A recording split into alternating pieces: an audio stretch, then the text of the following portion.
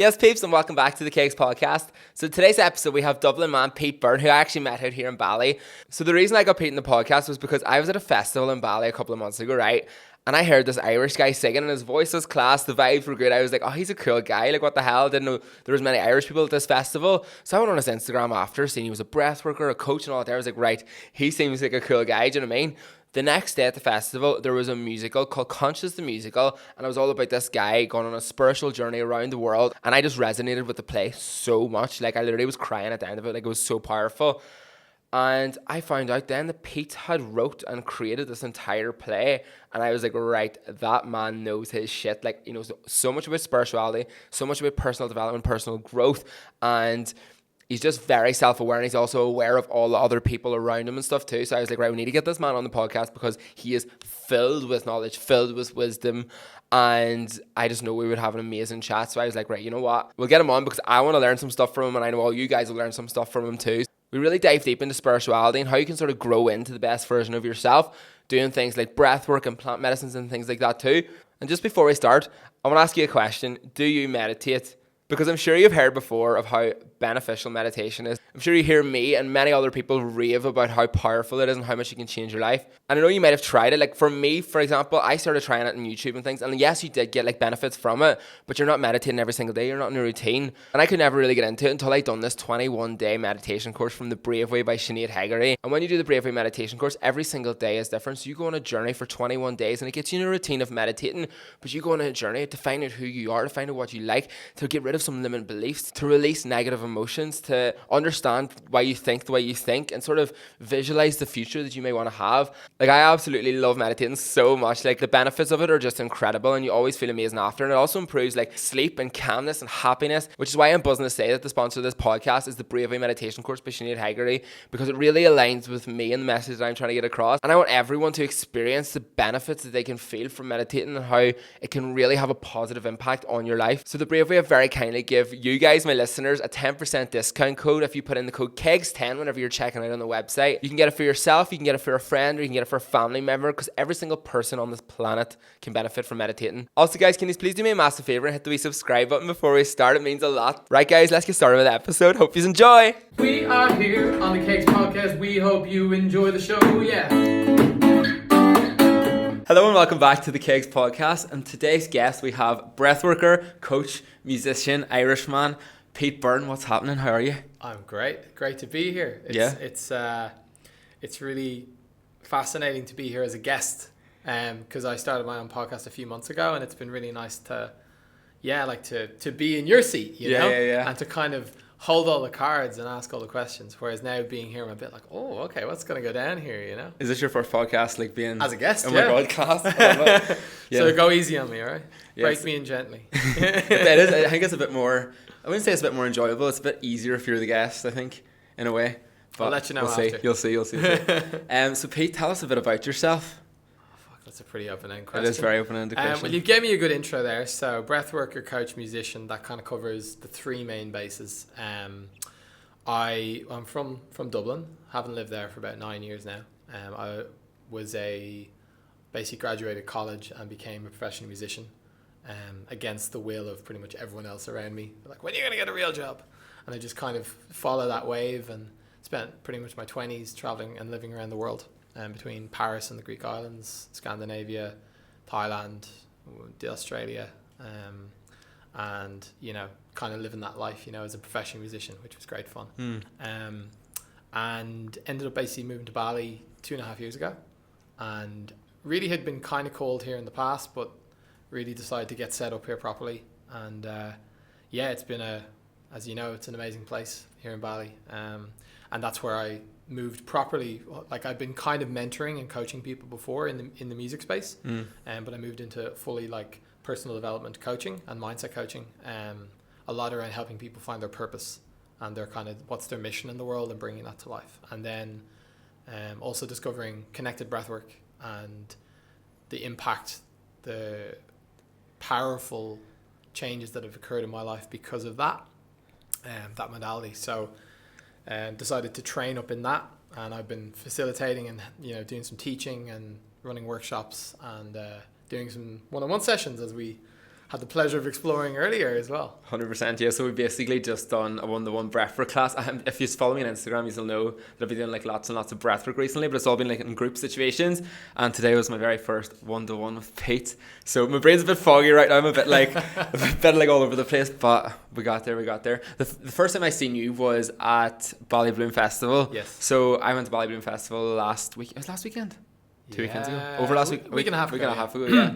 And I seen you singing, and we were like, oh, we never seen the live lounge tent. We heard your voice, oh my god, he's class, we'll sit here. And then you started speaking in an Irish accent. We're like, me and my mate, she's from Limerick, and we were like, no way. So I think I shouted up like, where are you from or something. Yeah. And then that night I seen you on the Bali Blue Instagram, and then went on your Instagram and seen you were like a breath worker or whatever, and I was like, that seems like my type of guy, because I've been having so much interest in breathwork. Sure. And then the Conscious Musical the next day, I was like, oh my god, this is so good. Like, I was watching. Did you write it? Me and my friend Danny wrote it. Yeah. Okay, sick. We wrote it 3 weeks. We started like properly writing it before we performed it. Yeah. So we made a musical and performed it in 3 weeks. Honestly, like I was watching it and I was like, is this film or is this musical about me? Like I was like, it made me cry at the end, and it takes a lot for me to cry. Like, do you know what I mean? I was like, right, I need to get this guy on the podcast from Dublin. He knows his shit. Do you know what I mean? I was like, get him on now. So tell us a bit about sort of the Conscious the Musical. Like, where did that come from? And tell us, like, people who obviously don't know what's about. Sure, that's a great question. So yeah, for me, Conscious the Musical is kind of a marriage of all three of the things we just talked about, which is the music, the coaching, and the breathwork. And it also encapsulates as it would be my life story, my journey to here, the hero's journey, which is starting out. Basically, the story is, it's the story of a guy called Johnny who starts out in his hometown, middle of nowhere, and his dad wants him to get a real job, and his mum's scared that he's gonna, hurt himself in the world, and he's got the old mates from school who are kind of going, I'm working down at the factory, and it's kind of just like very small town, and he's like, geez, there's got to be more to life here.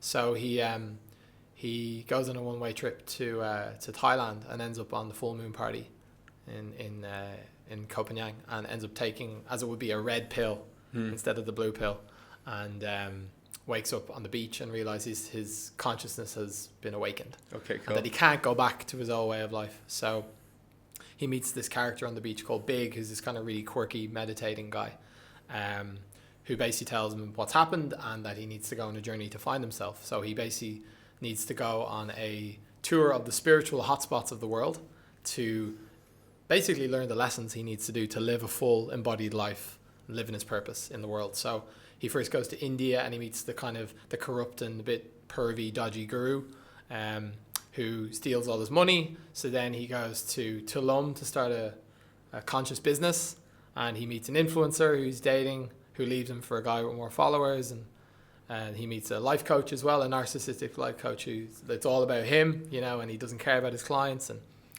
and he realizes he's attracting all these people because of deep inner wounds. So he goes to Peru to do ayahuasca, and there he learns that a lot of his pain is coming from his childhood wounding, and he's recreating these situations in his life because of his childhood experiences. So he goes back home to confront his parents, and he is able to find resolution in that. So now he's really cocky. He gets that spiritual ego that you see a lot around the place, and then realizes that he's actually acting like a boy and not like a man. He gets put in his place by this tantrika who kind of gives him the kind of the feminine, like, get back in your place, you're not a man kind of thing. And he finally goes and learns how to be authentic and to be vulnerable, and that he can't go wrong if he follows his heart, Instead of using his mind to try to figure everything out, he needs to just follow his intuition, follow his heart. And he ends up at Bali Bloom Festival, is where the musical ends. But he ends up at this festival. There's an opportunity to go up and sing. He sings a song called Safe to Be Me. And it's finally safe to be me and do what I was born to do, And in the end, he gets the girl. He realizes that Big, who's the character who's been guiding him the whole time by phone, is just his higher self, which was the tear-jerker moment, or / Fight Club moment. And he is living in Bali then, and he's got the girl, and he's done all the work, and it's happy days. So pretty much my life story. Yeah, that's what I was going to say. Is it your life story? Like, was it bits and pieces taken from your life, or?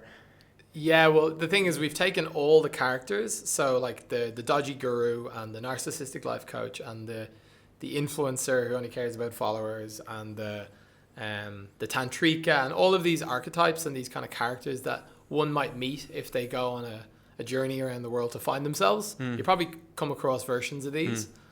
So we just taken them and dialed them up to 100. Yeah. So really, really accented all of their shadows, basically. And that's really what it's about. It's my intention with the musical, but with really a lot of what I'm starting to bring through now with music, with comedy, with the different like forms of creativity, is how do we bring the shadows and the parts of ourselves that we've repressed and we've pushed down, how do we bring them to light? And do it in a way that doesn't have to be so heavy, like, digging, I'm doing the work, oh, it's fucking the work, you know? It's like, how can we laugh at it? The fact that we've got repressed guilt, or we've hidden our sexuality, or we secretly are money hungry, or these are things that, like, many humans experience, but we don't talk about, you know? So if we put it in a comedy, musical, then we can sing about it and laugh about it. And there's a healing in that, you know? Because laughter is one of the highest, you know, frequencies we can have, you know. It transcends us above all the shit. Yeah. I loved it. It was so accurate as well. Like, it was, when I was looking at it, comparing it to my life, like, obviously I went to Tulum, done ayahuasca, done what there, sort of got into spirituality, but it was only sort of scratching the surface, you know what I mean? And then when I went back to Ireland, which is what he'd done, he sort of got more into the ego and sort of lost touch with his spiritual side, which is exactly what I'd done. Sure. And then when you come to Bali, like, loads of bad stuff was sort of happening to him. When I came to Bali, my anxiety was through the roof, like, just wasn't myself, and it forced me to sort of do the work then, to sort of connect to my higher self, which is what I was like, what is this about me? Look, it's mad. Sure. I've seen a few people on Instagram actually saying that they thought it was about them too, so it just shows how, if you're on this like spiritual journey, everyone sort of goes through the same sort of thing. Do you know what I mean? Totally. 100%. It's totally. Mad. And that's I think the power, like, and we don't really know what we've created, because we've done one showing. We're going to do another one next week, and hopefully get a version of it online as well, because it feels like I've created a monster kind of thing. Yeah. Like, it's one of those where the amount of positive feedback is like, all right, there's something here. And it doesn't even, like, those 3 weeks, like, we spent a week writing. I wrote 11 songs in 3 weeks with Danny. Then we wrote a script in 5 days, like an entire script from scratch. And then we cast it that weekend, and we had 5 days to rehearse the whole thing. Yeah. It was an hour and a half, the whole thing, straight through. That's class. And it was pretty much mistake free as well. Oh really? Yeah. There was, I think we knocked a power chord out, and we still winged it, you know. Yeah. So it's kind of like, even the songs are so clever though. Do you know what I mean? Like, there was one about projection, and I was like, oh my god, this makes so much sense, because I've been going through a bit of that myself recently. Like, becoming aware of other people's projection is what I've been experiencing. And that song was like, oh my god, that makes total sense. And since I heard that song, now I can literally read people so well. Yeah. Like, I can see how connected to if they're more connected to their ego or more connected to their self, I can sort of read it a bit more. I'd love to talk about that if you're open to it. Yeah, go for it. Because, like, when, like, for you, when the concept of projection lands, it's game changing. It's almost like a new lens of the world. At least it was for me, and it seems to be for, like, people I work with, or even people I talked about this.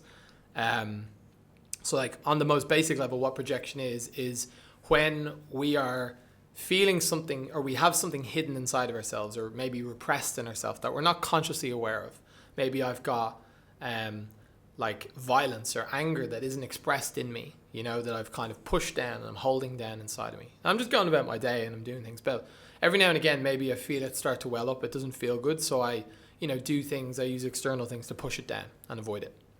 And then I see someone else that is doing something in the world. And the act of them doing the thing is not actually triggering, but what it is it's activating that anger or the violent part in me.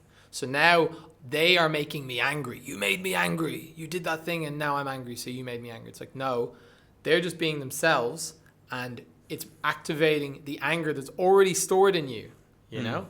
Because if we let go of all these held and stored emotions, then we're just fucking happy days. We're just the monk on the mountain chilling out, you know? No one could really make us angry. We make ourselves angry. Yeah.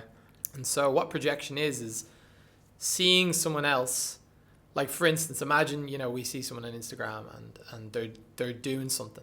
Oh, look at this. You know, get it a lot in Ireland. Like, there's a lot of projection in Irish society. Massively. Oh, yeah, look at this lad. Who does he think he is? You know, get back in your, you know. I've got that, like. Yeah. Big time. And it's like, fair enough. But if we could take that, like, personally. You could be like, oh, Jesus, maybe I should, play it safe and play small. And when we realize actually that anytime anyone is actively going out of their way to put emotion at us, like whether it's they're trying to slag us or abuse us or even been angry at us, it's like it's all their own repressed stuff. Okay, so maybe people see you doing your thing in the world, and you're out in Bali, and you're doing the work, and you're living this life. Okay, and they're living their lives, and a part of them at one point maybe would also have liked to have lived the same life or do the same thing, have that freedom that you're having. Okay, but someone told them it wasn't possible, and they've made themselves believe that it's not possible to live that life. So when they see you doing it, it literally directly contradicts their belief. And so they have two choices, okay, in that moment. They can either decide to look at their shit and look at this repressed, for years they've stopped themselves from actually living authentically, and they've pretended to be someone else because they felt they needed to. They thought they needed to do that. Or they can just look at you and say, fucking who's this lad? And they can point it back at you because that feeling inside of them is there, and they can attribute it and take ownership and say, this is mine, this is my repressed emotion, and I get to look at it. Or they can say, sure, look at Kegs, he's a muppet. You know what I mean? Whatever it is. Yeah. You know? 100%. And even like you're talking about repressed emotions. So the past few days, I was talking about this earlier, where I was getting angry at people, and I'm like, I don't feel angry. Like, where's this coming from? And then I was like listening to one of your podcasts before where you were saying how, like, say anger would come up to the surface. Yeah. But you would look at it and be like, that's interesting. Like, I wonder where that's actually coming from. And then you sort of do the work to sort of release that. Sure. Do you want to explain sort of how, like, the energy sort of is trapped, or like how you can sort of feel the energy? Because I know you said before, like you have to actually feel the anger and sort of release it rather than suppressing it. Do you want to talk about that? Yeah, totally. I think the best way to describe this would be to use the example of the deer and the lion. Yes. We talked about. So, so basically let's imagine, right, that there's a deer in nature and he's eating grass and he's just chilling out. He's just being a deer, okay? And he's relaxed and his, blood pressure is low and heart rate's low, and he's just having a great time eating grass. And all of a sudden, a lion appears, okay, and starts chasing him. Now, for that deer, okay, his heart starts to go pounding, okay? He shits himself and starts to run, okay? And his body is producing adrenaline. It's producing all these chemicals to get him out of there, okay? He's no longer worried about eating grass. He's like, I need to survive here, okay? There's a lot of energy moving through his body to escape this lion. He's prepared for maybe 10 kilometers of running. That's how much energy is in his body right now. 10 kilometers worth of energy, okay? After about 2 kilometers, the lion jumps on him and catches him, okay? Now, without even thinking, because it's a deer, he's not thinking too much, okay? His body just shuts down. It plays dead. It checks out, disassociates, okay? So he goes into a freeze response, okay? So his whole body freezes. He numbs himself. So if the lion eats him, then he won't even feel it.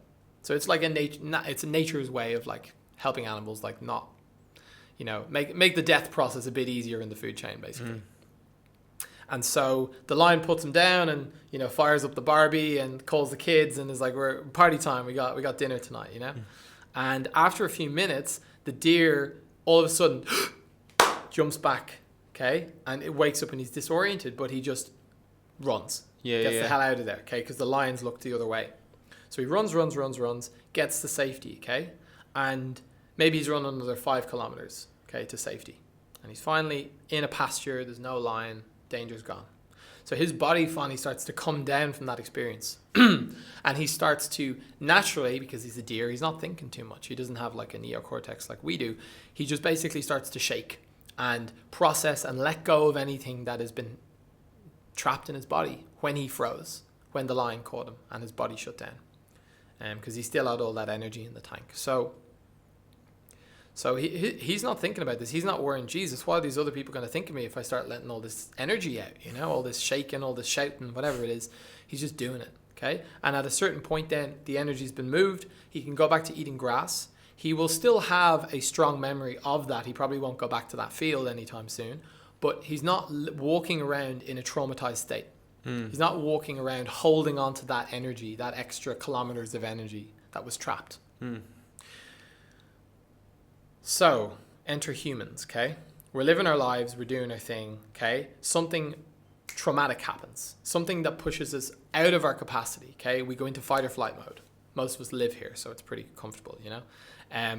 We're in high tone, we're going. So it'd be like we're sitting in this room and a guy we hear a big bang outside.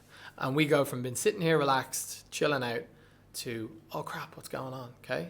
And we're both ready to either fight or run the hell away. Next, a man comes in the room with a big gun. He says, give me your money, okay? You're probably not going to try and fight him. You're probably not going to try to run. You're going to hand him your wallet and you're going to be stuck to the chair. He goes off, down to the bookies, happy days, you know what I mean? And a few minutes later, we start to come down. And I was like, oh, jeez, what was that? You see the gun, you know, whatever. And later on, you know, I could be or you could be sitting on our couch, okay? And we start to feel all these feelings come up. All the energy that wanted to move when, we wanted to run, we wanted to hit the guy, you know? But our body froze us to keep us safe. And all that energy is still in there. It's already been generated in the body and it needs to move somewhere. But we say, no, that's fucking weird, man. I'm not doing that.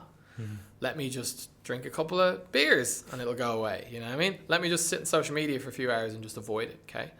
And what happens then is we literally develop a way of pushing all these emotions and energies down and holding them in the body, okay? So they're stored. And that's taking our energy every day. It's taking part of imagine we wake up with a full charged iPhone every day, 100%, and it's lunchtime, we're already at 40% because all the apps are draining our battery, you know? We're already low energy because all this energy has been used to hold down all these old experiences that we've never let go of, all these old emotions we never let go of. So your question was, how do we feel them, okay? Well, the first thing to do is recognize that even though a man didn't come in the room with a gun, okay, because that would be, as an adult, that would be a stressful situation. That would probably leave an imprint. As a child, particularly in the first 0 to 7 years of our life, is when we're still developing our nervous system or still anchoring to adults and to others for our sense of safety in the world. So if, let's say my mum is, you know, I'm at home and I'm 4 and she goes, look, I'm sick of you, I'm leaving and I'm never coming back, and she slams the door and she leaves. You know, obviously now I can look back and go, yeah, sure, she was only going to the shops or whatever, you know, but at 4 years old, I'm like, I'm going to die. My one source of security has left me and said she's never coming back. I'm screwed. And so the experience that 4-year-old is like the deer. It's freeze. It's terror. Okay. It's overwhelm. Okay.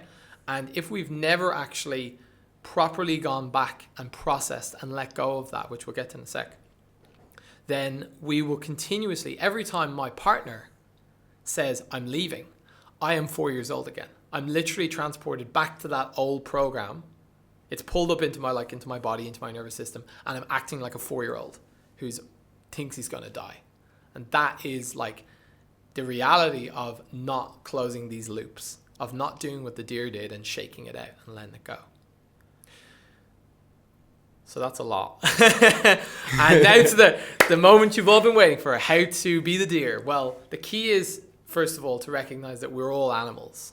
Okay, we've evolved from, you know, not the deer exactly, but we've all been, we've gone through an evolution from reptiles to mammals and into humans. Okay, so we can go back and we can tap into the same mechanisms that the deer uses. Okay, or the dog. If you've ever seen a dog that's been injured, he'll just lie there and shake and then not eat for 5 days. And then he'll just be sweet, you know what I mean? Because intuitively he knows, but we override that with our thinking mind. So the key is to get out of the thinking mind, okay, and the judging mind, okay? Because in the judging mind, like I'm in the supermarket and I want to process this anger, probably not the best thing for our survival, you know, or just our social standing, you know? You're down at Tesco and start smashing some watermelons or something, you know? But if we create a safe space, okay, that's where we can start to tap into this, okay? So what does a safe space look like? It's supervised and witnessed by someone that you trust, a professional, who's trained preferably in some form of emotional or trauma release. This is on a somatic level. We can also work on the mind level with coaching, we'll say, with verbal. But on a body level, like what we do with breathwork, or somatic experiencing, or practices even like body work and stuff, are getting into trauma informed now. So someone who knows how to spot and work through trauma responses and letting go of emotions, okay? Who can support and facilitate you in letting go of those trapped emotions. Now, if you're by yourself at home, okay, you can also do this, but it's going to be obviously easier if facilitated.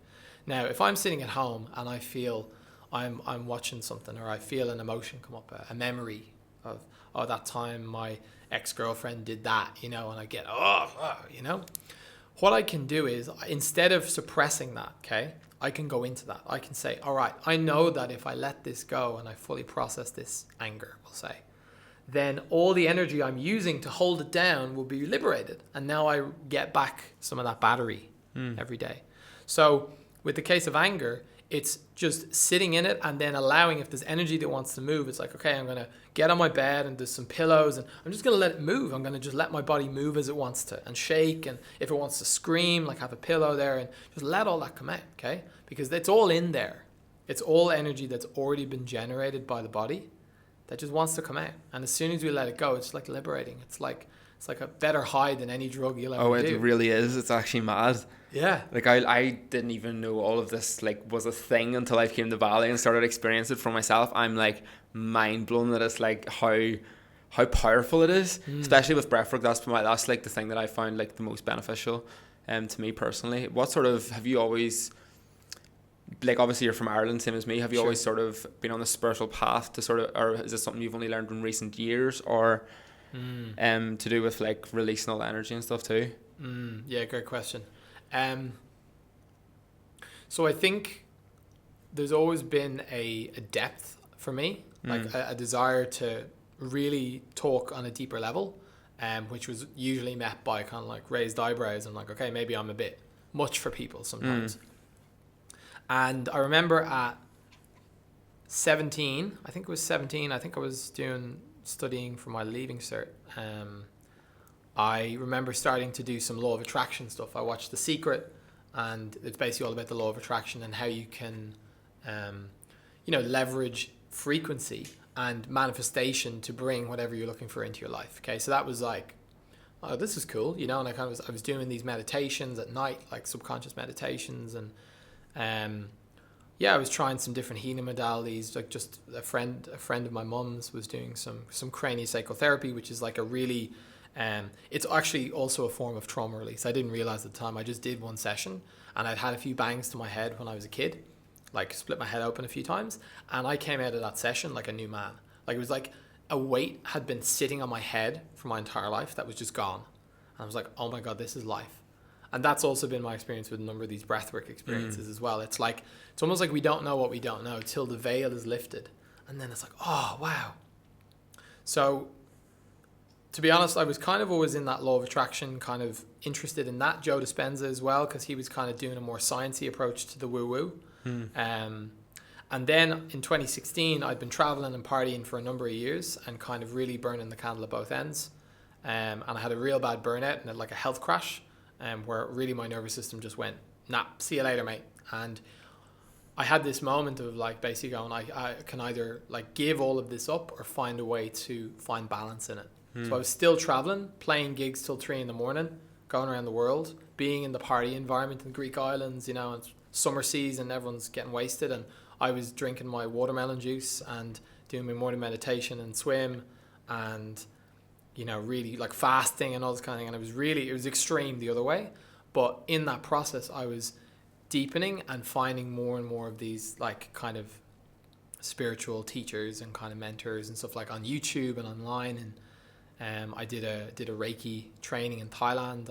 Then I went and did a sound healing course for 2 weeks in India the following year. And, you know, so I was kind of looking around, how can I combine like the music and that what I'm already into with this new world? And it felt like I was split, you know? Like, oh, I've got this thing, this nightlife thing of like this mad musician who plays on stage. And then there was this daytime, you know, kind of like fasting and vegan and detox and, you know, all of that stuff, you know, spirituality, which was like, it was like two worlds, black and white. Yeah. And what age were you when you sort of experienced that transition? Yeah, so that was I started 26. 2006? No, 20, when I was 26. Oh. That was 2016, I was 26. I think that's right. Yeah. Oh, that's fair, yeah. 31 now. So, so it was kind of a thing of, it was always around and I always had a curiosity, but it really became apparent as it does for many people when there was a real crash, you know? And I like to use this analogy of like, imagine we're living at baseline, okay? So 0 is baseline of just an average life, okay? Yeah. The majority of people, and you know, this is just the way it is, the majority of people will oscillate between plus maybe 2, minus 2, maybe plus 3, minus 3. As in, you know, a nice life experience, you know, you have a nice holiday in Marbella, you know, and then minus life experience, you know, your team loses the final. And then, you know, you win an award in your work, and then minus 2 is like your girlfriend breaks up and it's like, you know, a bit of heartbreak for a few weeks, you know. So that's kind of the extent of many people's experiences. And most people are pretty happy living in that. They're not really seeking much more than just a Saturday night at the pub with the lads, because why would they need any more? However, the nature of being called to, as you would call it, the work, okay, is if we have a really significant crash moment, like a deep or dark moment, like a dark night of the soul, where we drop below minus 3 into like minus 6 or minus 7 down here, that no one else has been to, at least that we know, and we feel like, fucking hell, like I've hit something deep here. And to sit in that and the isolation of that can be really hard. But the thing is, the deeper we go, the higher we climb. Yeah. There's like a quote, it's like, you know, a tree that wants to grow to heaven must first reach its roots down to hell. I think it's Carl Jung.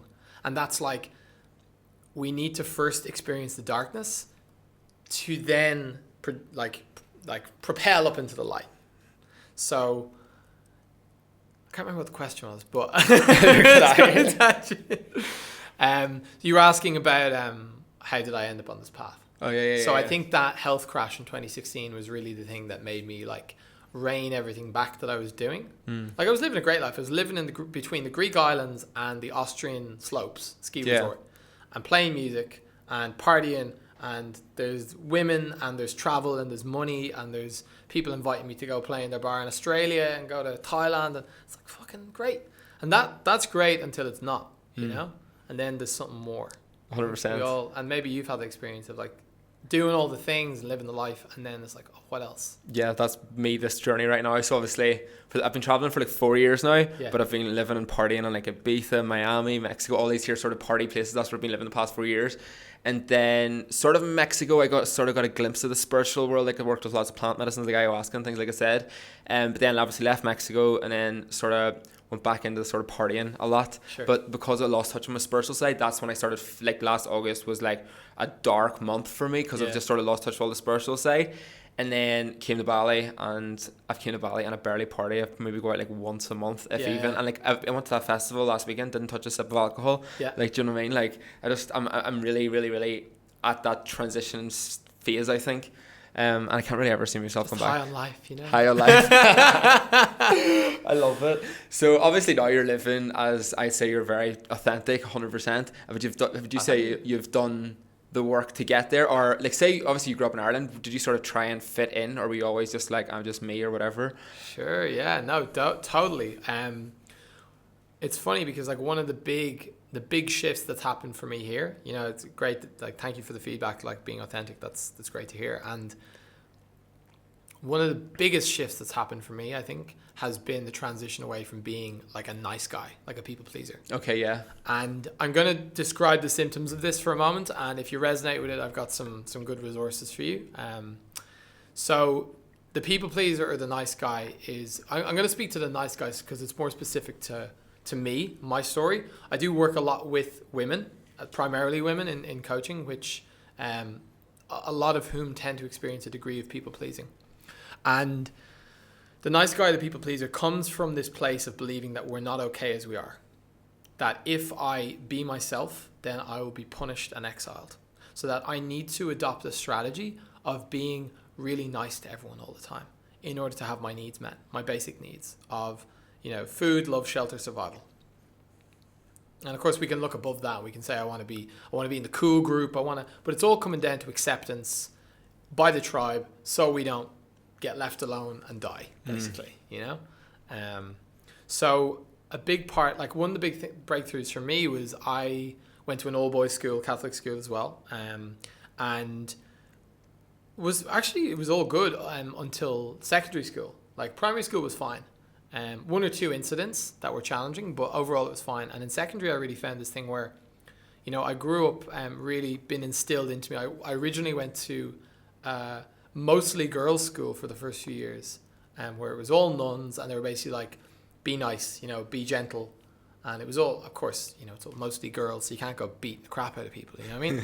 And same from at home, my mum would have always been very pacifist, very like, just be nice, you have to be nice to people. Don't be mean, don't hit people, you can't do that, So growing up with this idea of like, I need to constantly repress my desire to just express myself physically, or if I'm angry, that would be punished with like a week grounded, So I learned to repress my voice. I learned to, every time that natural energy bubbling up of I want to shout or I want to say something, my nervous system has been trained since an early age to repress that, to hold it in my throat. And this shows up in the breathwork as well. It shows up as a held exhale. Okay. Yeah. So when we literally repress our voice again and again and again and again for years, okay, we literally develop a mechanism in the body where our throat is holding. And we're not, that's like, it sounds cliche, but we're not speaking our truth. We're not saying what we mean because our body is so conditioned by fear to hold it back for fear of being exiled or shamed or attacked or, So for me, it was that I was in an all boys school. There was a lot of testosterone. There was a lot of characters, a lot of strong characters, and a lot of alpha male kind of people trying to find their way in the pack. And, I was very much a pacifist. I was, well, I'm going to be nice to everyone. I can't say mean things, even if they're saying nice, even if they're saying mean things to me. So that becomes, naturally a target for a lot of bullying, a lot of like taking shit from people because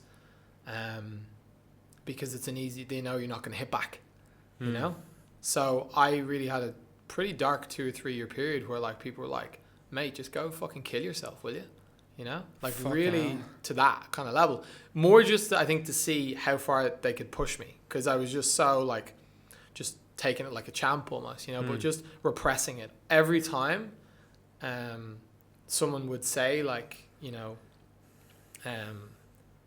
every time someone would cross a boundary, would cross something that, like, I knew didn't feel right, like, would come and check my face for acne every morning. And, like, if there was a pimple or a spot, they would alert the whole class to like, oh, he's got a new. Oh shit, that's horrible. So then you can imagine that creates a downward spiral of like, oh shit, like now I'm stressed because I don't want to get acne, which creates more stress, which creates more acne. You know what I mean? Yeah. To the point where I was like losing my hair at one point. Like I was literally like getting alopecia, you know what I mean, from so much stress.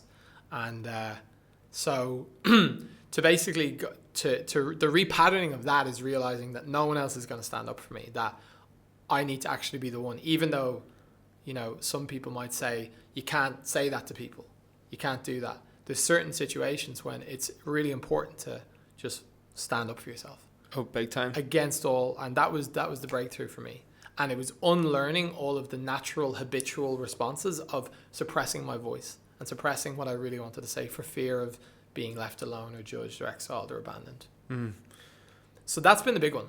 And yeah, the people pleaser, the nice guy, how that shows up in business is, or in relationships as well, is just like, just basically not being true, not actually saying how we feel.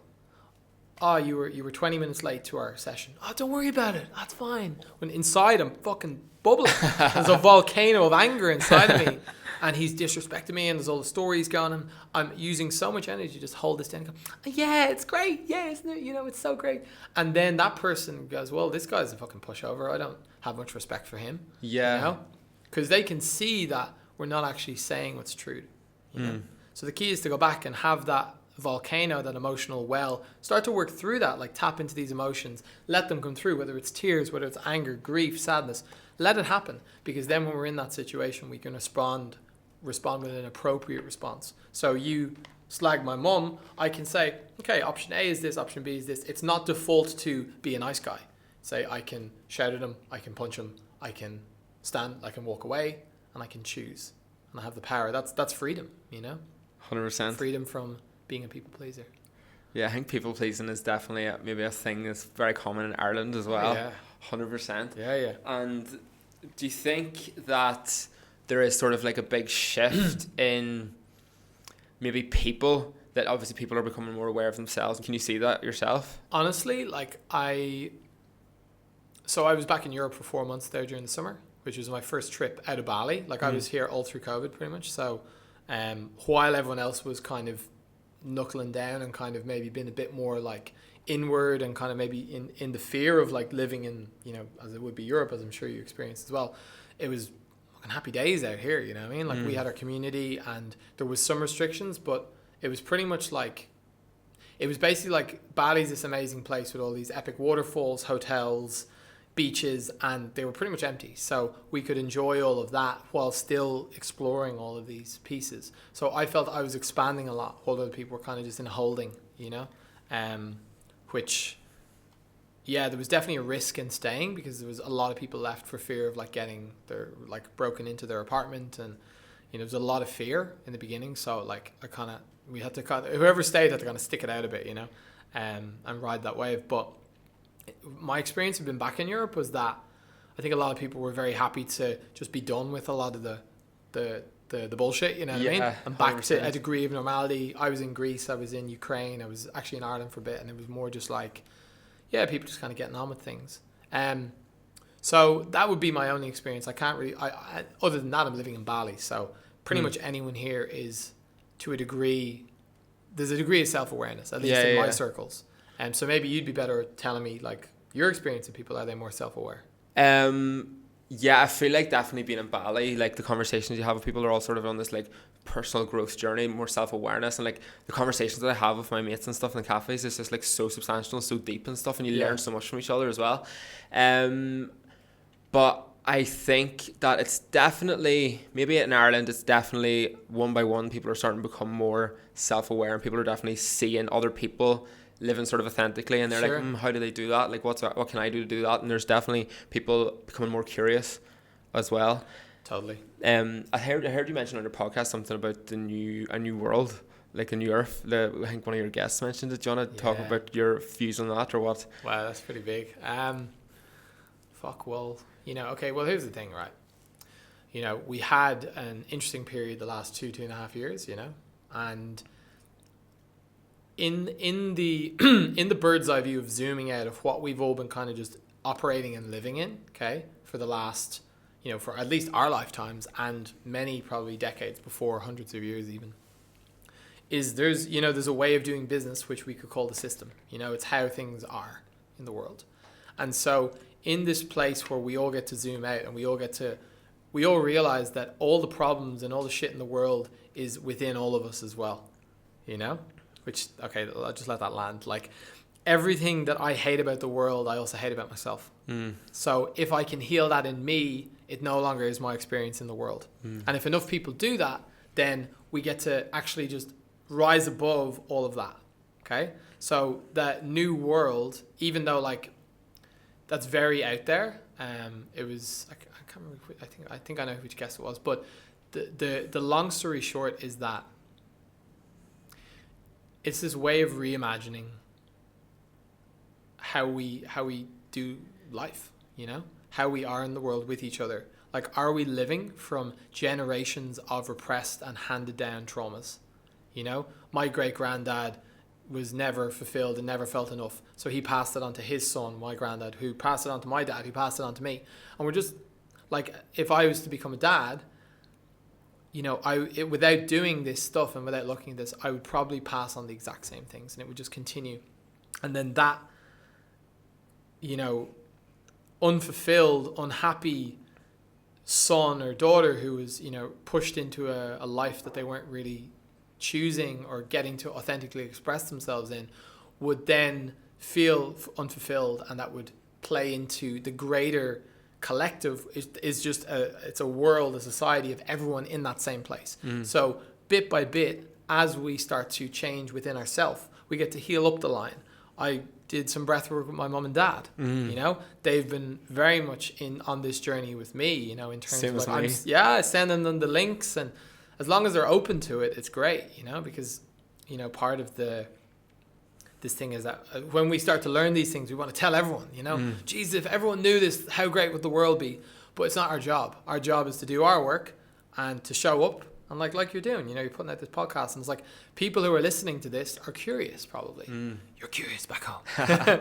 It's like, if you're curious, then you're gravitating naturally to people who are on that same level of curiosity. Yes. And you start to rise up this frequency. You're no longer living in these lower vibration emotions of, anger and fear and guilt and shame and, resentment. We start to look towards even, courage, or even just neutrality is a, I feel good, I feel fine, That's better than, oh, fucking Jesus, harboring all this angst inside of us. It's like we start to rise up, and, literally then the job of, in this, you say, new world, it's just about not choosing to not play into the old paradigms and the old ways anymore, which is get born, go through school, get a degree, get married, work your job, get your pension, retire somewhere, die.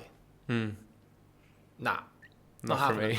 yeah, exactly. And then if enough people give the middle finger to that paradigm, something else has to happen, and that's the new earth, baby. I love it. I'm so excited. I was watching stuff about the Avatar the other day. Yeah. Do you know the Avatar movie? And it was like showing about how it's actually like linked to like spirituality so much, and there's so many hidden messages and stuff. And I'm like, oh my god, it's crazy. And like it showed like the avatars and how they just all have love for each other, and they all just work together, and there's no ego. And I was like, oh my god, imagine if the world didn't have like the people in power and all this here, like pressing like fear and everything to the people, like what the world would look like. It would be mad. I think at that festival I sort of got like a glimpse of like the new earth, sort of, where I could just see everyone just having love and having fun and spreading joy. Do you know what I mean? Like there was no like, there was no negativity, no negative vibes. Do you know what I mean? Whereas if you go to a pub in Ireland, you might have fear and anxiety and just like, do you know what I mean? It's very ego based. Like it's the kind of that I need to protect myself. I need to constantly put myself above others, one up myself to stay safe. Like it's all coming from basic need of safety. So at that festival, what you might have touched into is like, there's a festival called Burning Man in the US, and it's built on the same principles, Bali Bloom. And that's like that everyone turns up, there's full acceptance of everyone, and everyone has space and is accepted in their expression. So whatever they want to wear, they can do it. Whatever they want to put on, if they want to put on a workshop, if they like, it could be in, making flower arrangements, or it could be some mad butthole tantra thing. If that's your vibe, go for it. You know what I mean? It's full acceptance, and I'm not going to judge you if you don't judge me. And then the other thing is it's offering, and everyone brings an offering or a talent. So everyone who's doing the workshops and the concerts and the events, they all bought tickets. They're not getting paid. So everyone who's going is contributing. And when you get, a couple of hundred people together who are all contributing something, instead of being like, what can I take? Okay. And you got the organizers like, how can we take more money from everyone? And then each person's like, how can I take more from this? Okay. Well, like, what can I give? What can I contribute? And if we all do that, what can happen? How exponential does that experience become? And you probably felt a bit of that. 100%. I think whenever I first walked into the festival, I was like, I found myself judging everyone but judging myself as well, and I felt very intimidated because people were so authentic and people were like proper, like knew themselves like in every sort of way, and I was like a bit intimidated, but that made me do the sort of internal work on myself to be like, what the fuck, why are you judging these people, why are you judging yourself, blah blah blah. And then even like you're saying about giving the festival, me and my friend left after, and we're like, we want to do something in the festival next year because you want to feel like a part of it as well. Do you know what I mean? Totally. And that's where the paradigm changes, because like a lot of other places I'd be looking at, right, how much am I getting paid for this gig? How much is this client, whatever. And then with the festival or something like that, it's like, oh wow, I'll buy a ticket and I'm happy to show up and play because it's such a fucking cool experience. Yeah. And that's just a game changer, because our whole perception of value changes. It's no longer, I give or get money for an experience. It's now I'm paying and I'm giving and I'm receiving so much more because I'm getting back double. Yeah.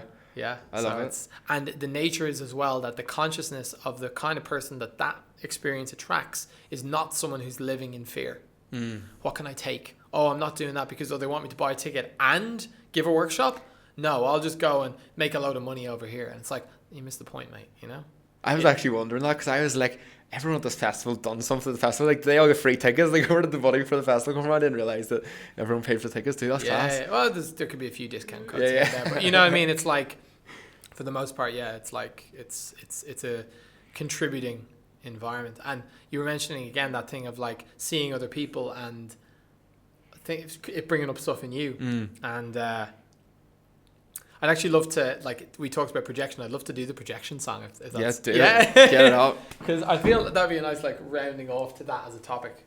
So, like, in that, let's say I grew up believing that I was a shit singer and I should never get up on stage. Now, if I see you get up on stage and sing, I'm going to be like, oh, like, internally, I'm like, why does that guy get to do it and I don't? And now I'm, sure, look at this guy, thinks he's great, you know, he's crap, you know what I mean? It was like me before I started social media, so I would see people doing social media and I didn't like them, they were pissing me off, but after a while I realised, oh my god, they're pissing me off because I want to do it and I'm feared to do it, and then now I do it and I'm like, I respect those people, do you know what I mean? So our those triggers are our teachers. Yeah. So this is called That's Projection. I love it. And it's in Conscious the Musical, coming soon to a theatre near you. Maybe an online theatre.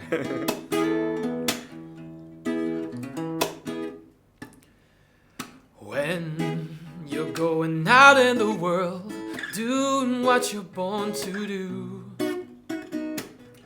there are other people around you who want to make you live by their rules. They've got repressed emotions that are hiding down deep inside. And when they see you in the power, it brings the hidden shadows to light.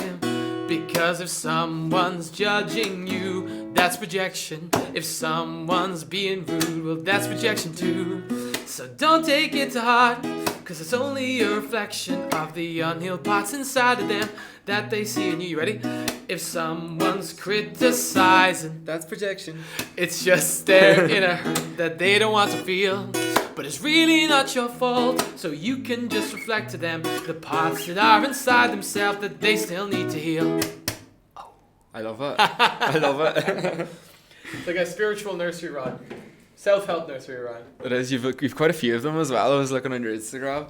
You have a few different wee tunes about all this personal growth. I love it. So let's go straight out of that topic into the breathwork. Yeah. So obviously you're a breath worker. What would you say? Is it a breathwork coach or a breath worker or facilitator? Yeah, I like that word. So how did you end up becoming a breathwork facilitator? Like, did you know what it was, or did you come to Bali like me and not have a clue what it was? Totally. So actually, you know, you were mentioning before about astrology, and I had a reading like 6 years ago with a guy in Ireland, a guy called Andrew Smith, and he had said to me before, he goes, I really think breath work would really serve you, you know? And I'd done some, you know, Wim Hof and stuff, but he's like, breath work. And he told me the name of this guy who's in Lanzarote, Alan something or other, okay?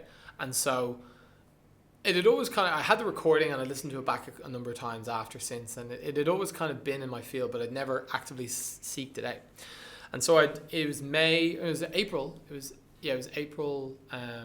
2020, and I just moved in with a new housemate, and he was like a guy on Instagram, and he was like a vegan chef, like an influencer and stuff, and he was going on about this breathwork thing he'd done, you know, with this guy called Edward, and so I was like, oh, okay, cool, interesting. Like I was in that exploratory mode, like let's try some different things, and you know, so I booked in for a session the next day. He's now got like a 7-month waiting list, by the way. We booked in for a session the following morning, went in and lay down the table just like, you know, yourself did today. And it was like I got up and it was just like, I don't know what that was, but this is it. This is the thing. And I had been struggling with, like, since I'd had that health crash, like a lot of like dizziness, low energy, just not being myself, like totally just not really present, and a lot of fear and a lot moving in my body. I just didn't feel like me, you know, there was no grounding. And I didn't know how or why, but I just felt like this had helped a lot, you know, this experience, this breathwork experience. So I was going through, you know, the COVID period. I was obviously a professional musician up until that point, and had a year's worth of work basically cancelled, you know? Yeah.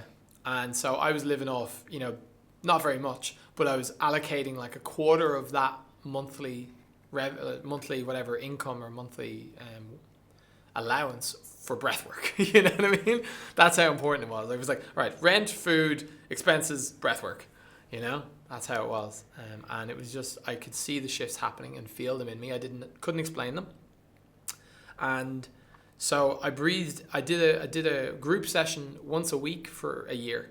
showed up every week, sometimes twice, and the one-on-ones as well. And I felt in me as I moved through these, all these emotions that started to basically come to the surface. I didn't understand what was happening at the time. I just felt stuff come up. It moved. I felt better. Let's do it again. And it was only after, and I started to understand and talk to like the practitioners and Edward, and I'm like, wow, I really need to learn this, because this has been such a valuable life-changing asset, and just skill that to be able to help people go from feeling so out of their body and helpless and in anxiety and stress and fear and just not feeling themselves, to feeling vibrant and joyful. And like one thing that like I couldn't have ever planned this, but I'd been playing music for many, many years, but now I'd stopped writing my own music. I'd suppressed the hell out of it because I was so scared to really put out what was the real me. It was easy to play fucking Taylor Swift or Justin Bieber or AC/DC or something, but to play my music was like, oh, that's edgy, I just didn't go there. So what I found was the more breathwork I did, the more and more open I got to actually just being creative. And it's like the fears and the blocks that I had to expressing myself with my music and creativity and stuff just disappeared. Like one day I'm like, oh, of course I gotta write a load of songs and play them, you know what I mean? I love it. Yeah. And there was times I'd written these like comedy songs actually. I used to, like when in EOS and stuff, I used to write like every year there was EOS is the Greek island, I lived in for 6 years. And I used to every year write like an EOS song, and it kind of was a joke about all the different bars and the different people and kind of bagging out a few people. And it was like a real funny, everyone got around at the opening of this restaurant, like 100 people, 150 people, and everyone gets into it, and then it would go semi-viral on social media. And it was like a full thing, So I started going beyond that to writing really much deeper kind of songs, like really like, all right. And, the old mushrooms helped every now and again as well, but really this breathwork, without realizing, I just started to become more and more myself and less of this who I thought I needed to be. And it's like, it's safe to be me. Like that's the main song in the musical. It's called Safe to Be Me. And that's been really my experience. It's allowed me to be me, and just no filters, no BS. Here I am. Deal with it, I love it. Yeah. I love it. Yeah. When I started breathwork, like the very first time I tried it, I was like crying my eyes out, and I was like, what the hell just happened? Because it just sort of comes to you, and you're like whatever you need to see at that time. And every single experience I've had is completely different as well. Totally. Like, because you have so much stuff inside you don't even know needs to be worked on. Do you know what I mean? Sure. But yeah, like, I feel like I have the same sort of calling. I feel like I'm like, oh my God, I want to learn how to do this as well. Like, it's just like, because I've seen how much, like, for my growth in the past 3 months from when I first got here to now, it's just like completely different person. Sure. And it's like mainly because of breathwork. Obviously there's a few different things I've done as well, but yeah, breathwork's just totally. Like I remember this experience because I was very comfortable. Like let's talk about breath patterns and how we live.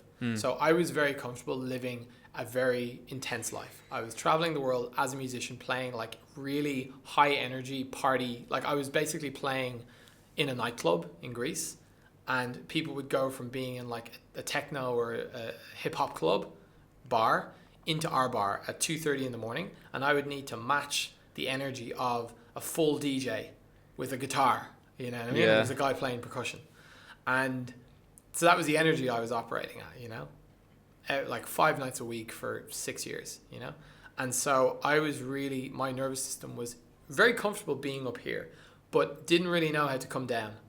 Okay, didn't really know how to reground and balance, and that's why I was living with anxiety and this lightheadedness and tingles and numbness and all these symptoms, because literally my inhale was bigger than my exhale in life. Okay, yeah. I was taking in so much, and I was living in this like, really rapid high tone state, and I was not able to. Yeah, I get you. Yeah, you said that to me earlier, and it's only actually clocked on what you meant by that. Yeah. So like, let's try it. If you're sitting at home, like, let's do this. Like, maybe not if you're driving a car, but we can try this now and see how it feels in your body, because it's all well and good listening to information, but when this lands in your body, it integrates, and it's understood on a different level. Okay, so if you're sitting at home, just inviting you to kind of just sit there, close your eyes, maybe in a meditation or just a comfortable seating position. Okay, and we're going to start by doing a series of just big inhales. Okay, And the purpose of this is to activate our nervous system, okay? And to sit in that and see what that feels like, okay? And to notice the qualities of an activated nervous system, okay? So we're going to take big breaths through our mouth or nose, whichever you prefer. We're going to go for about 15 big breaths and then a quick exhale and go again, okay? So let's try that. So 3, 2, 1.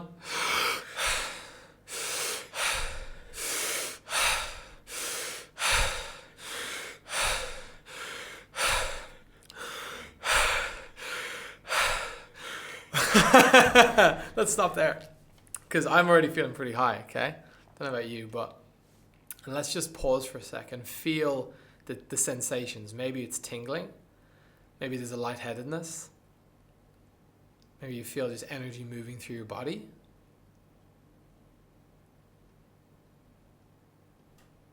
Just noticing what's moving, not judging it.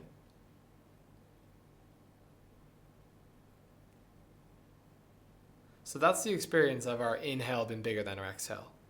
On a really microscopic level, we've just dialed that up to 100, okay? We could be going around breathing and living like that, and that's the quality of our nervous system every day, okay? Just under a microscope. So now we're going to do the opposite. We're going to downshift ourselves and to feel what it feels like to be in a fully deep, relaxed state. So just grounding and centering. And we're going to just take a breath. I'm going to let it go with a sigh. Just a bit of sound like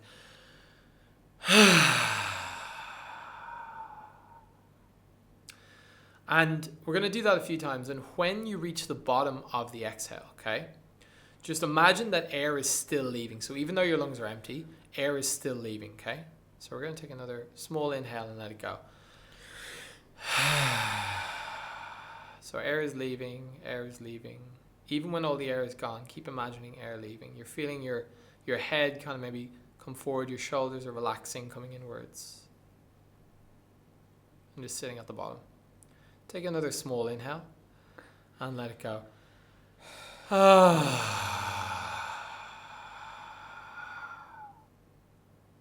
And just sitting here at the bottom of the exhale. Noticing the stillness. And we're going to do one more like that. Small inhale. And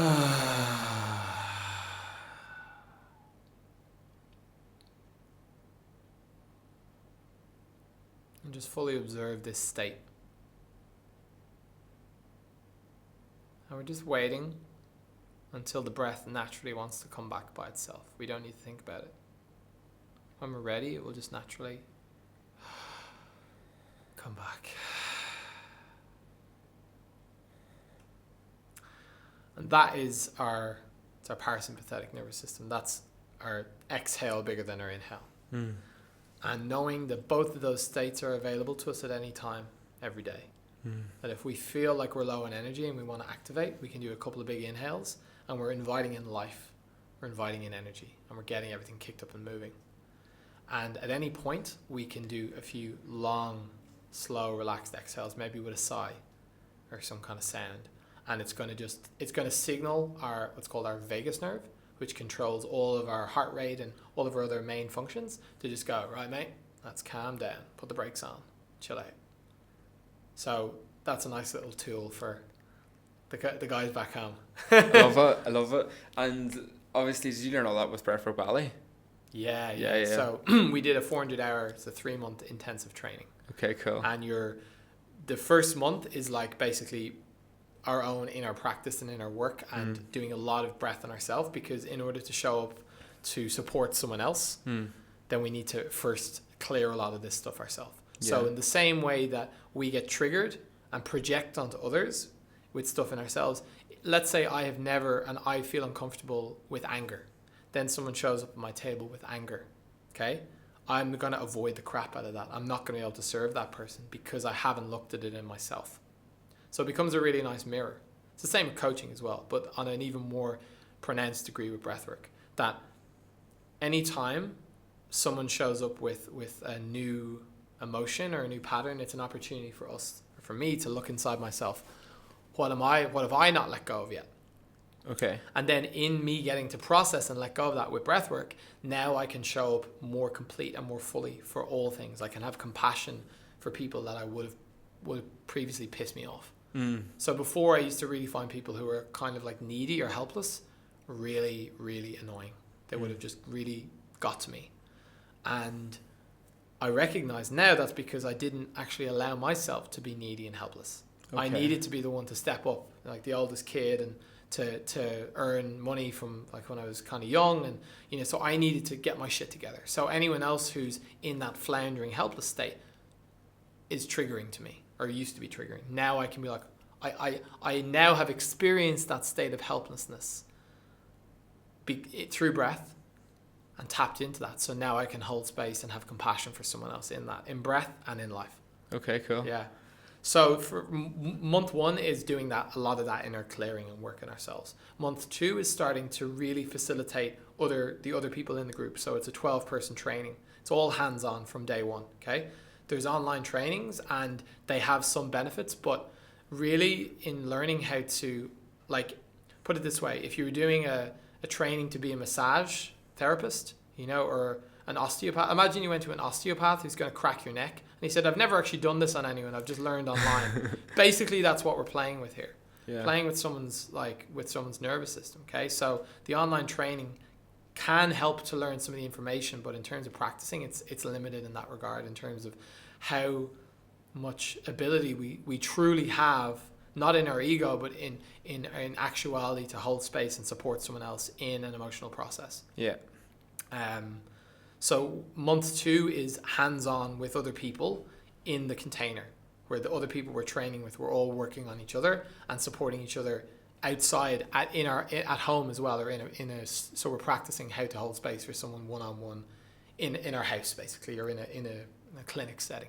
Okay. Yeah. And then month 3 is when we start to bring in first-time breathers who've never tried it before, and we practice explaining to them what is breathwork, lying them down, guiding them into an experience while in a supervised, controlled setting with teachers supervising. So it's like a really slow yield from, like, I practice in myself, we practice on each other, and then we practice on new people, but while being supervised and in a safe space. Yeah. And then the final step is you graduate, and now you're able to support people by yourself, outside, one-on-one, or in a group setting. Okay, cool. Yeah, it's interesting. And so I get a lot of messages from people who obviously seen that I'm doing a lot of breathwork and stuff, but I'm doing it in Bali, and I've only ever done it in Bali. Yeah. But say someone who maybe at home in Ireland and wants to try breathwork, but they're asking me where can they do it online, like what sort of advice, what they should do? Sure. Okay, so I'm going to be really, like, I could be wishy-washy in this, but I'm going to be really just in integrity and speak my truth, like, online for me is not really going to serve people on a deeper level. Basically, for me, the potential costs outweigh the benefits, because take the experience that we dropped into earlier. There was a lot of energy moving that, like, the in-person, like, support of that would have been required to guide you through that. Okay. And if we connect, like, we can connect our breath, okay, and drop within a few minutes into a really deep old trauma, okay? And if there's not sufficient support, okay, to complete that, okay? Because what we do is we help people to complete incomplete cycles, incomplete reflexes or emotions, okay, or experiences. If that gets pulled up to the surface, like an old app that hasn't been opened in many years, it's all buggy and, it's all got that stuff. If we don't close that properly, we've now resurfaced something that was actually doing fine in the background, and now it's in our awareness, and there's a potential for re-traumatization, where it wasn't serving, okay, maybe it was living in the background, but now we're living in anxiety fully again. Okay? Yeah. So that's where actually we can do more damage than good, if we don't have the proper support by someone who's, like, trained to guide people through this. Now, the good news is, I didn't know, but there's actually people in Ireland who do this.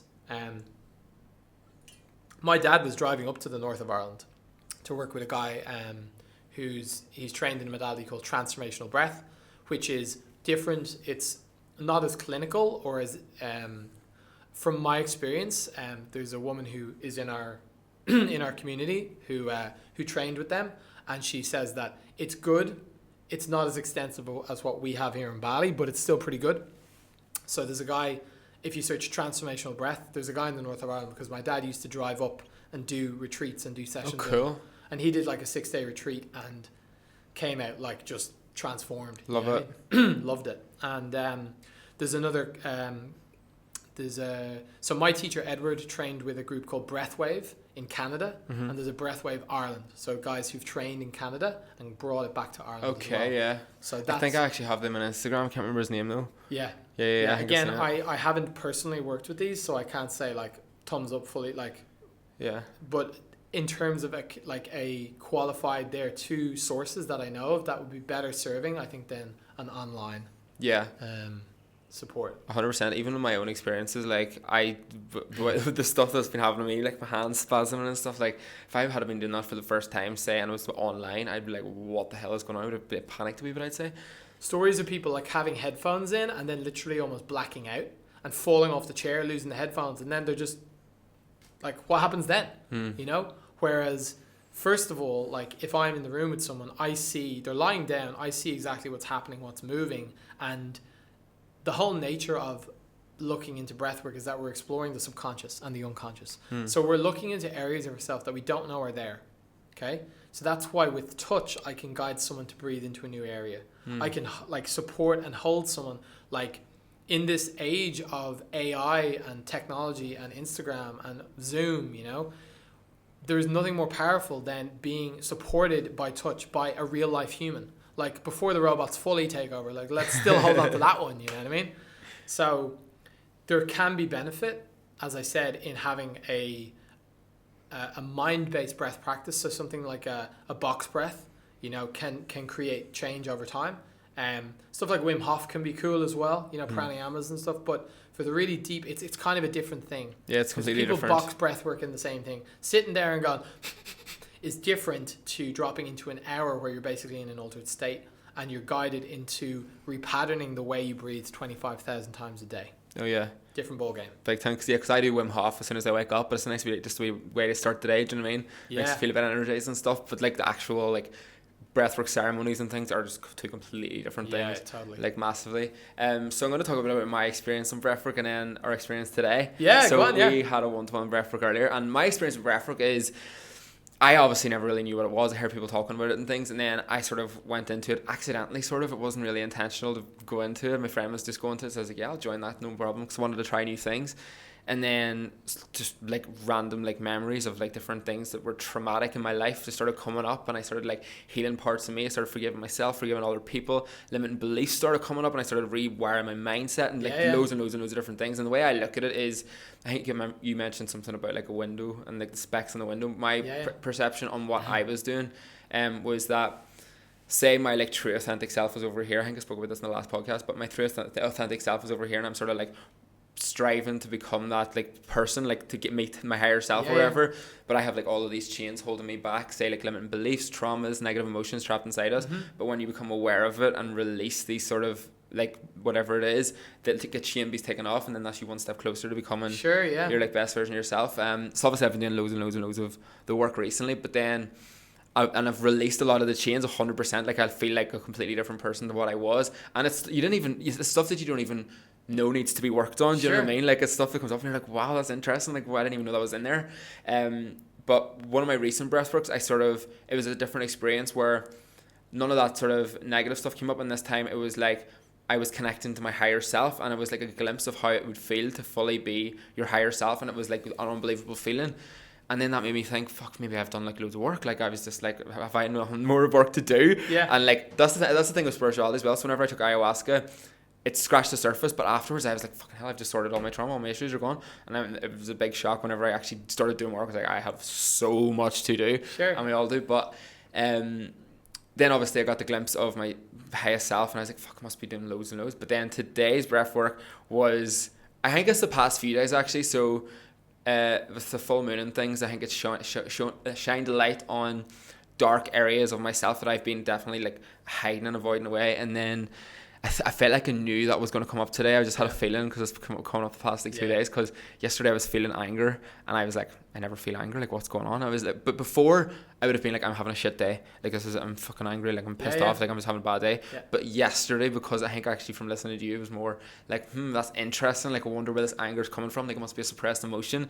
Yeah. So last night I was doing a lot of work, and I was like, that's definitely from that period of my life. So today, but I was like, how do I release this? Like, how do I release this anger? And then obviously today I think it was released. But yeah, I've done the breathwork with Pete earlier, and I started the thoughts I've been having the past few days started coming up, where it was like my uni days, where I had been going through a bad couple of years, and it was this period of like a couple of months where just really bad things were happening. I was kind of off the rails, just partying loads, like I've spoken about this before, where I like kicked out of uni and lost my job and things like that there, and just a lot of bad things were happening, but then it made me do a lot of drunken bad things that I probably would have been angry at myself for. Yeah. But them things hadn't come up yet, and I just didn't even think that they needed to come up, but they came up today, and I was like, wow, like all these things are coming up. And then it started making me see that the things that I may have done weren't actually who I am, and it may have been just like it was a very hurt young kegs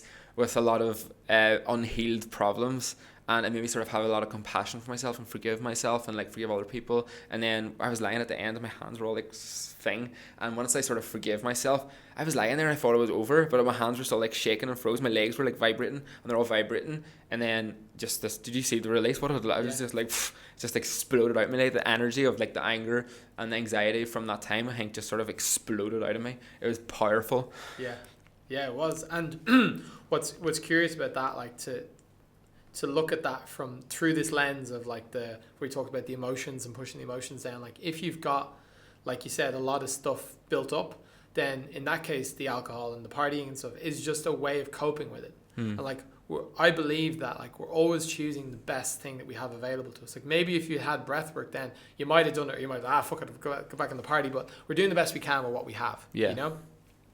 So it's all well and good to sit here and say, yeah, sure, you know, should have done better, but that was the best you could do at that time, that version of you. So it's just noticing that you were using those external things to regulate these emotions. Now you've got a way of releasing these emotions and repatterning the story, changing the story, okay? So now, here's the interesting thing. Not even on a cognitive level, but on an embodied level, you now view yourself differently because you've rewritten and you've seen the story from your higher self, from your higher perspective.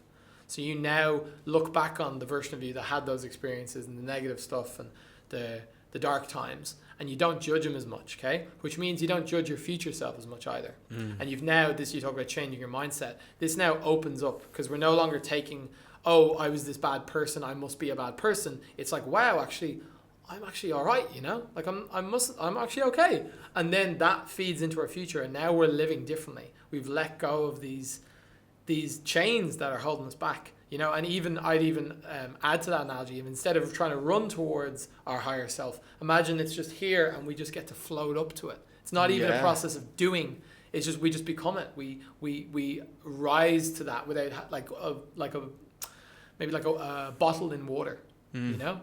We're like a balloon. We don't have to try. We just rise. You know. I love that. I love that analogy. I'm gonna steal that. Work away. We're just co-creating it. You know. What I mean? So you've cut off another chain or another rope that was holding the balloon down. Now it just rises more. I love that. And soon you'll be fucking flying, mate. You know. 100%. You're already flying. You even feel later. It's class, like. But yeah, the breathwork is just. I say it's a complete game changer for me, and I'm excited to see where it takes me as well. Obviously, you've been doing it for a long time now. Totally. And so the other piece with this is, like, also for people at home, there's a lot of ways that we can, with, you know, this work with the emotions and stuff, there's a lot of ways that we can tap into it. And I do also tap into it with, like, I do work with people one-on-one online in coaching, okay? And I bring elements of this in, and I help them to process stuff, like, and guide them into doing it by themselves. So not with breath work, but just being able to sit in anger or sadness and actually to welcome those parts of us that have been rejected, okay? We can do it on a somatic level, or we can also approach it from a mind-based. Instead of doing bottom up, we're going top down. Okay, we're using the mind to tap into the body instead of looping the breath to access the memories in the mind. Yeah, you mentioned in somatic. For anyone who doesn't know what somatic is, do you want to explain what the word somatic means? Yeah, so it's basically just body based, you know. Okay, yeah. So like any kind of somatic therapy is something that like there's some Greek origin or Latin origin. I'm not going to pretend I know what it is, but it's body based work basically. Yeah. As opposed to the mind. Both are powerful. They're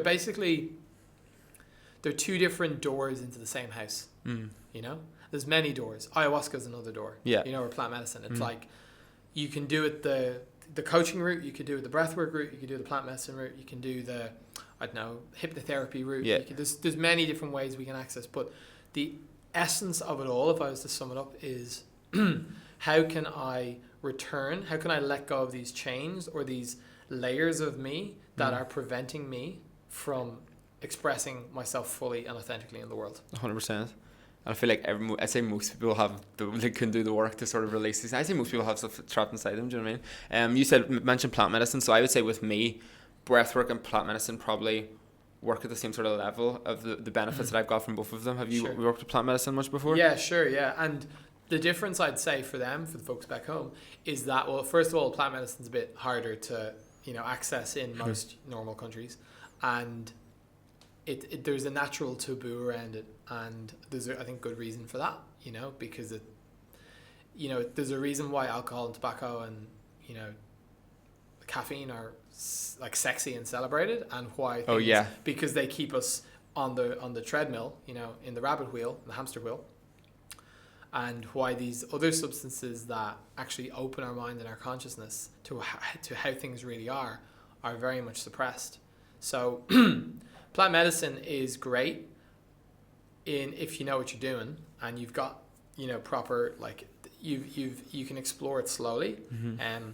However, it can be a bit of a like smashing open the barn doors and here's all your shit, go deal with it kind of thing. And that can be a lot. That can actually be, we talked about trauma, it can be traumatizing for people to have all their shit come to the surface at once. And there can be so much clinging and fear to actually what's under there that they don't look at it. Like I've had, even with breathwork, I've had people, like I was back in Europe in the summer, and I had people say to me, they're in the middle of work and doing stuff, and they're like, I'd love to try it, but I'm scared of what it would bring up. I'm scared it would fuck me, basically, because there's like, they've got like a lot hiding under the surface. Okay. And that's, for those people, definitely don't do plant medicine, because that's really gonna knock you sideways potentially. Oh really? I never actually knew that. Yeah. Well, depends on the dose and depends the context. Yeah. See, the older you are as well, naturally you're gonna have more compounded layers. So it probably wouldn't take my granny to do ayahuasca. You know what I mean? But because if we're in our 20s, we'll say, or 30s, then there's going to be less layers. Okay. So the thing with breathwork, the reason why it's different, we tap into a similar, it's a different flavor, but it's an altered state. But the thing is that we can control the experience a lot more. Sometimes you just do plant medicine, you come out going, Jesus, what was that? I was looking at a yellow donkey in a field for, you know what I mean? And we feel things and release things, but we can't really speak to it.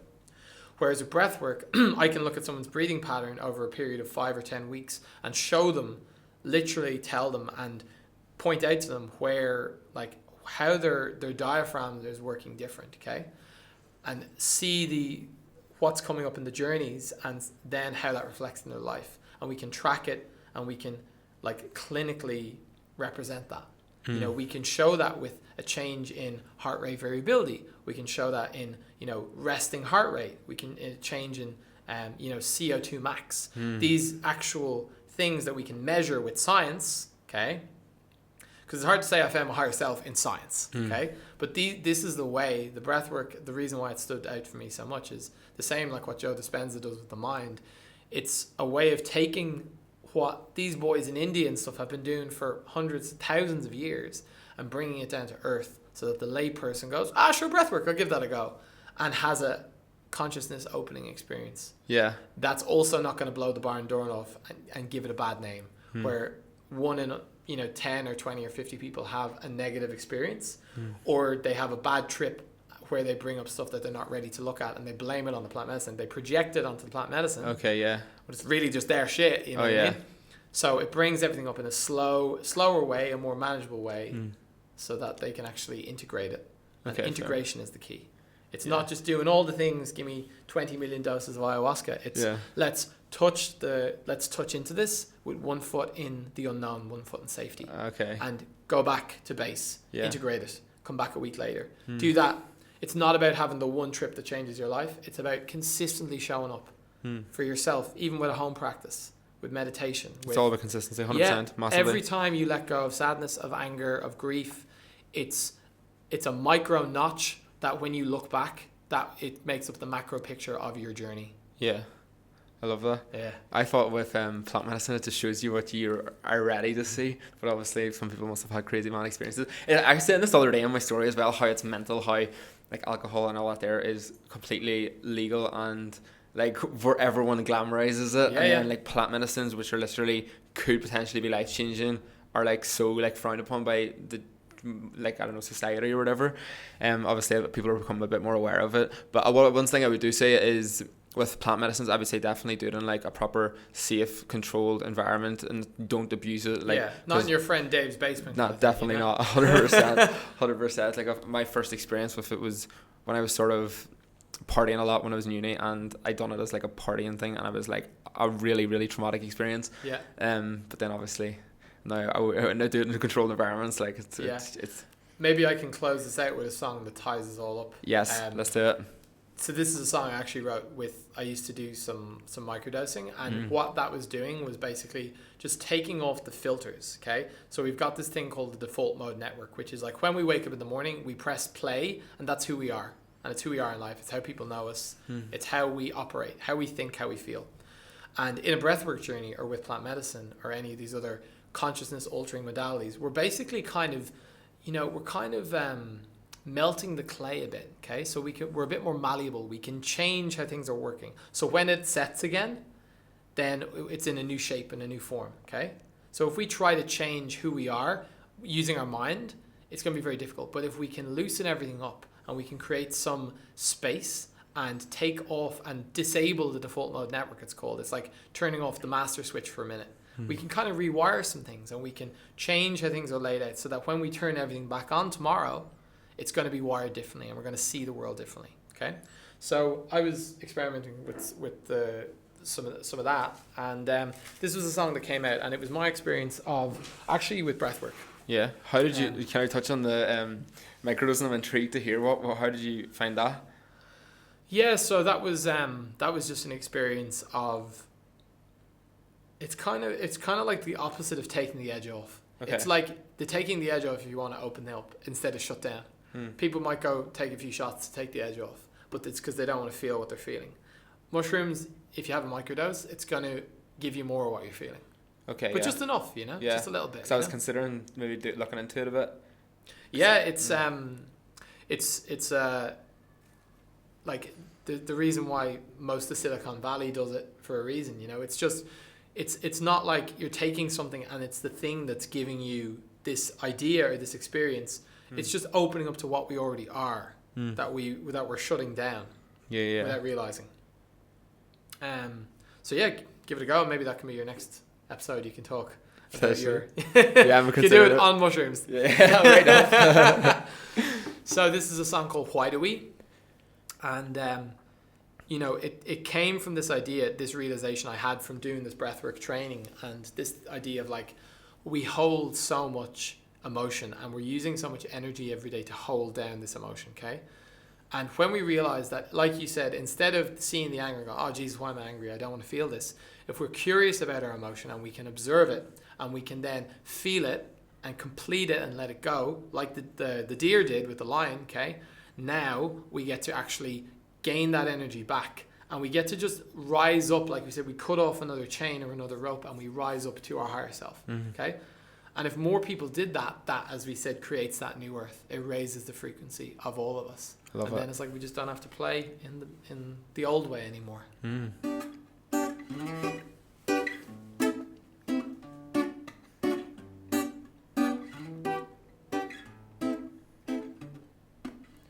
Sometimes in life we feel emotions start to rise, and they are so necessary in our human lives. But we're told that it's not safe to let them out and show, so we hold them down.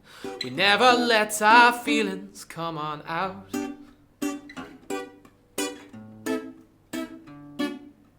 So why can this be Survival mechanism, see, but it's not me to ever let my feelings get me down. And so it's time to laugh and run and dance and sing and cry and let love out. And never let your feelings get you down. So why do we try? Why do we try to push them down? Why do we try? Why do we try to push them down? And why do we try? Why do we try to push them down? You should let your feelings just come out. Ooh!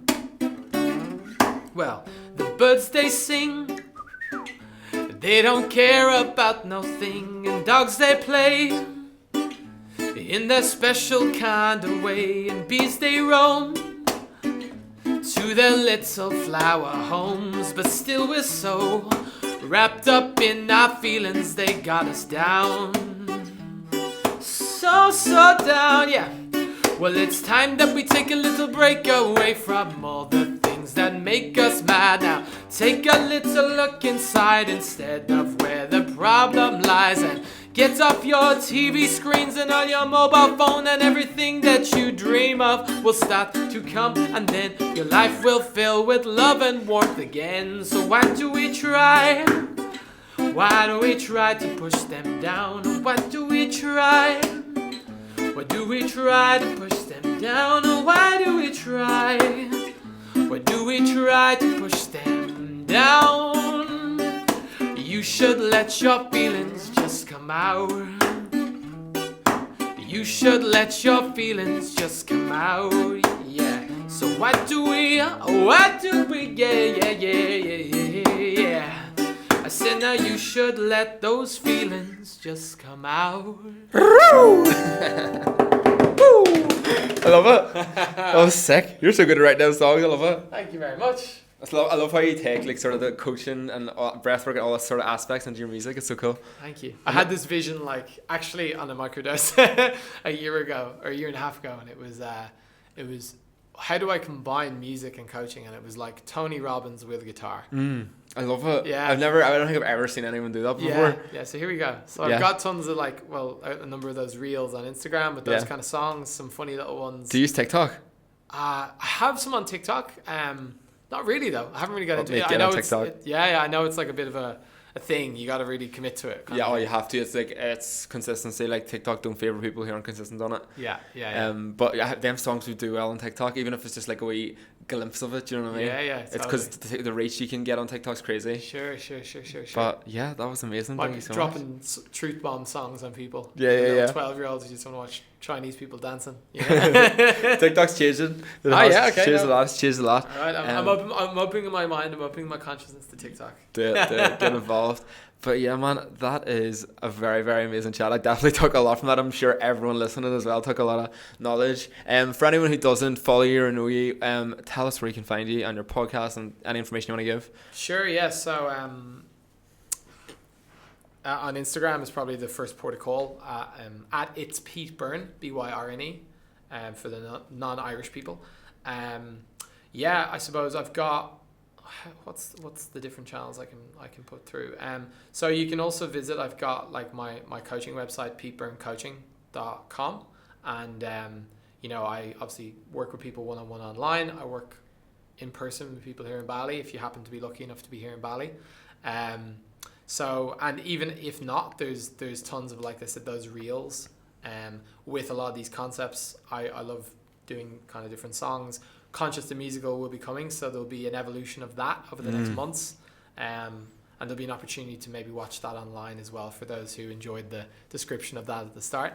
And yeah, other than that, I also, as I said, I'm putting out music as well on Spotify under the artist name Pete Byrne as well. Yeah. So I've got, I think, one song and two more coming very shortly, which are a bit more serious, not serious, but like they're less like, jingly. But there'll be some of them as well. So it's a mix of everything, and I'm still figuring it all out myself, to be honest. But you get there. The Live in the Lane podcast. Did you mention that? Oh yeah, Jesus, of course. That's another thing. So started a podcast a few months ago. Alive and Aligned. I think we're on episode 6 comes out today. So I pre-recorded them, and there's a number, like a couple of months, I'm going to be recording more. So that's basically my main kind of client I work with in coaching is helping women, female entrepreneurs, to bring their soul mission to life and their purpose to life. So I do also work with guys, but mostly women, it seems to be. What made you just think you want to go towards women more than men? Yeah, so the reason for that is I hate guys. No, no. I've found naturally that my kind of skill set allows me to really support women in a way that is quite unique. I've heard that they've never really experienced from anyone before. Okay, and with guys, I also help them obviously a lot, but it's less unique, their experience of working with me. It's like it is still, it can be powerful, but like with women, they have mentioned that. So as we've heard, like I've got this ability to take all these complex things and make little funny examples, like with the lion and the deer, or the songs, and these ways of bottling up these like concepts that are existent and to bring them down to earth. So with women particularly, I've found like that can have a lot of emotions and a lot of concepts, to bring that masculine structure in and to help them to ground a lot of that in business has been really powerful, to kind of remove a lot of the noise and the what ifs and to actually create that consistent action. So I've really enjoyed working with them as well. So the Alive and Aligned podcast is so far is all female guests. And also some solo episodes, and I go into some of the concepts that we talked about today in more detail. But yeah, it's more about, as I said, helping women, but everyone, to just live a more authentic life, to do what they came here to do on this planet. That's really what I'm all about, and that is my purpose. It's bringing the shadows to light in a fun and new and creative way. I love it. Yeah. Well, thank you so much for coming on. If anyone wants to learn anything from him, like I have, and took value, then go give him a follow. But yeah, thank you so much. You're Appreciate very it. welcome. You. So that is the end of the episode, guys. I really hope you enjoyed that and took something from it, because I know I did 100%. Also, thank you so much for Pete for coming on, because that was a phenomenal wee chat. Also, guys, if you really want to learn more from Pete, he's got his own podcast, which I would highly suggest listening to. And also see the Conscious the Musical play that I talked about previously, and how I actually ended up finding Pete and getting him on the podcast, more or less. The Conscious the Musical play is now coming to theatres in Bali. So check Pete's Instagram, because I think it's on in the middle of July, which I'm actually going to bring my family to, because I am so excited to see it again. I'm so excited to show my friends and family the play that I witnessed, because I was like, this play is fucking about me, people. Do you ever see Euphoria, and they made a play about all the cast members, and at the end they're like, is this fucking play about us? That's what I was like watching the show with Pete. It was my wee journey. I love it. Also, guys, don't forget, if you want to get your hands on the Bravery Meditation course by Sinead Hegarty, which I highly suggest you do, all you have to do is put in KEGS10 whenever you're checking out on the website. You can get it for yourself, for a friend, as a gift, whatever. I would highly recommend it. On next week's episode, we have another gal that I met out here in Bali who is, again, full of wisdom. I was like, I need to get this girl on the podcast, because she has so much knowledge to share to the world. She actually guided me through a psilocybin mushroom trip, and she actually is a facilitator for people taking mushrooms in therapy, more or less. But she's also got so much more to her as well. Her name is Chloe Allison, so I'm very excited for you to hear that next week. So don't forget to subscribe if you don't want to miss out on that. And yeah, I really hope you enjoyed listening to that episode, guys. And I'll see you next week. Love you. Bye.